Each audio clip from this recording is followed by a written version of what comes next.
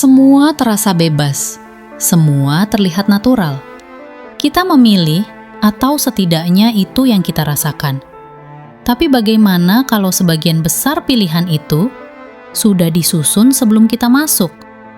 Disusun sebelum kita melihat, bahkan disusun sebelum kita sadar bahwa kita sedang memilih. Biasanya, manusia percaya bahwa hidup ini adalah soal kehendak. Kita bangun pagi, pilih baju sendiri, pilih makanan sendiri, pilih aplikasi sendiri. Tidak ada yang memaksa, tidak ada yang menunjuk, tidak ada yang mengatur, atau begitu pikir kita. Kita percaya bahwa pasar itu bebas, bahwa konsumen itu raja, bahwa setiap keputusan yang kita ambil berasal dari keinginan kita sendiri. Masuk supermarket, kita pikir itu ruang netral. Rak-raknya tidak berpihak, harganya tidak memengaruhi siapapun. Semua barang ditata rapi dan adil. Buka aplikasi, kita pikir itu jendela informasi, awal dari pilihan tak terbatas. Scroll demi scroll terasa seperti perjalanan yang kita kendalikan. Tapi kenyataannya, kita hidup di dalam sistem yang punya kepentingan, dan sistem itu punya caranya sendiri untuk menata pilihan. Riset perilaku menunjukkan bahwa manusia bukan makhluk rasional. Kita bukan kalkulator. Kita tidak menimbang setiap opsi secara sempurna. Kita memakai shortcut mental. Kita mengikuti pola, dan pola itu bisa dipengaruhi. Inilah mengapa choice architecture muncul. Sebuah cara mendesain pilihan agar manusia condong ke arah tertentu tanpa merasa ditekan. Desain yang baik tidak perlu memaksa, cukup mengarahkan, cukup membingkai, cukup menempatkan hal yang diinginkan sistem di posisi yang membuat kita tergerak. Tapi suatu hari, seseorang mulai bertanya, kenapa pola belanja masyarakat mirip sekali? Kenapa kebiasaan digital sangat seragam? Kenapa rekomendasi aplikasi terasa pas? Dan kenapa notifikasi muncul di waktu yang hampir selalu tepat? Pertanyaan sederhana itu membuka pintu besar. Pintu menuju dunia yang tidak banyak orang lihat. Kita mulai menyadari bahwa ini bukan kebetulan, bukan insting, bukan preferensi natural. Ini konstruksi. Konstruksi yang dibuat melalui ribuan keputusan kecil oleh desainer, marketer, algoritma, dan sistem ekonomi. 1.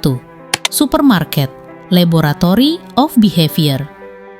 Semua dimulai dari supermarket, ruang fisik pertama yang benar-benar menguasai psikologi manusia. Produk murah di rak paling bawah, produk high margin di eye level, snack anak-anak pas di eye level anak-anak, susu di bagian paling belakang agar semua orang harus melewati banyak rak. Keranjang semakin besar dari tahun ke tahun. Musik diperlambat sedikit agar membuat orang betah.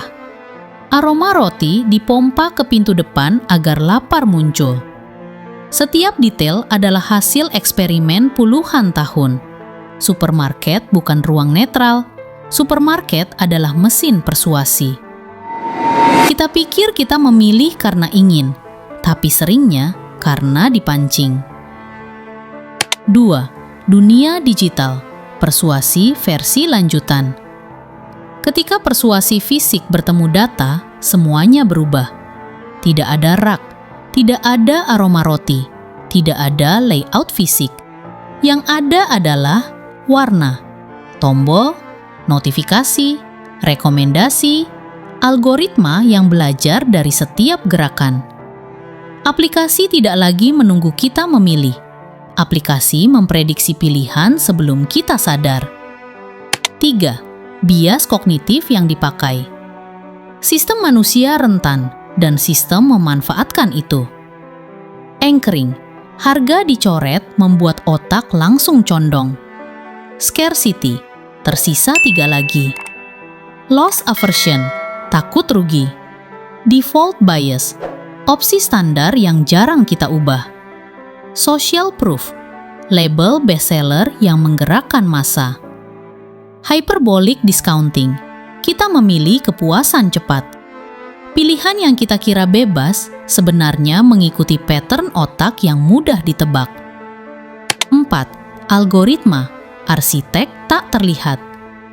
Jika supermarket membentuk keputusan fisik, algoritma membentuk keputusan digital. Algoritma mengetahui jam kita paling bosan, jam kita paling impulsif, jam kita paling ingin makan, jam kita paling ingin belanja, jam kita paling ingin merasa diterima, jam kita paling sensitif terhadap promosi. Dan notifikasi muncul tepat di menit paling lemah kita. Tidak ada paksaan, tidak ada intimidasi, hanya dorongan halus, dan manusia mengikuti.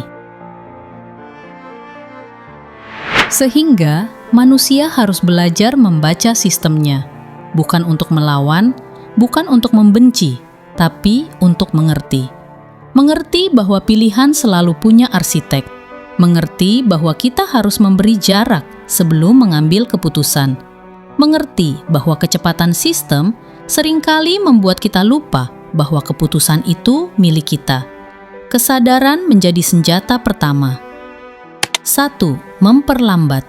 Ketika dunia dibuat cepat, kekuatan kita ada di perlambatan. Berhenti sejenak, hitung sampai 3. Pertanyakan sedikit. Tanya ke diri sendiri, apa ini maunya aku atau maunya desain? 2. Membatasi interaksi. Tak perlu notifikasi tidak netral, tombol tidak netral, layout tidak netral. Matikan notifikasi yang bukan prioritas, buat jarak, beri ruang bagi pikiran sadar. 3. Belanja dengan list. List adalah pelindung dari impuls. Supermarket tidak suka list, karena list merusak arsitektur yang sudah mereka buat. 4. Mengerti pola psikologi sendiri. Jika kita tahu kapan kita impulsif, kapan kita emosional, kapan kita lelah, kita bisa tahu kapan pilihan kita bukan pilihan. 5. Tidak semua choice architecture buruk. Ada nudges yang baik, pilihan makan sehat, default tabungan, auto saving, reminder tagihan, layout aplikasi kesehatan. Choice architecture bukan musuh, ketidaksadaran adalah musuhnya. Dan karena itu, kita bisa merebut kembali kendali, pelan, perlahan, tanpa drama, tanpa paranoia. Karena pada akhirnya, pilihan itu baru bebas kalau kita sadar apa yang mendorongnya. Kita tidak bisa keluar dari sistem, tapi kita bisa mengerti cara sistem bekerja. Dan ketika kita mengerti, kita kembali menjadi pengambil keputusan, bukan sekedar target desain. Pilihan adalah cerita tentang apa yang kita mau, dan cerita tentang apa yang sistem mau kita lakukan. Ilusi terjadi ketika kita tidak bisa membedakannya. Kesadaran terjadi ketika kita mulai melihat framingnya. Dan kebebasan terjadi ketika kita mampu berkata, sekarang aku memilih, bukan dipilihkan.